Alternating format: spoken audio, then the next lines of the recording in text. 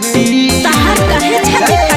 सुनो तारू बारू चीज चॉकलेटी बोल के कराई बेटी लव होई अभिनेता की बरदी से बोलो प्यार करब हम अपना मर्जी से चोली फिरी में सीधियो दर्जी से प्यार करब हम अपना मर्जी से चोली फिरी में सीधियो दर्जी से इहे कहबो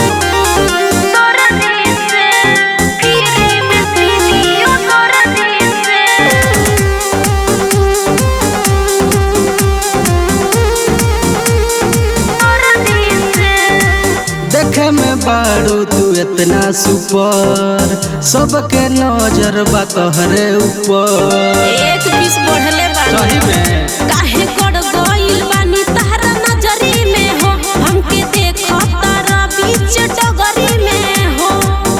देखी ब्यूटी बिजोड़ सुन गोरिया रे तोर दिल छौकता हमरो एनर्जी से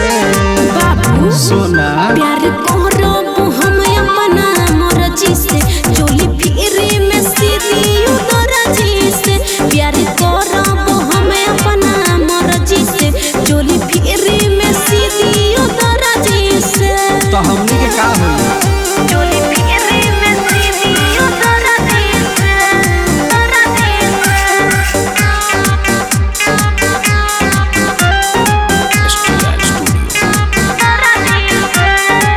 ले लो ये गोरी हो नोटवा के गोडी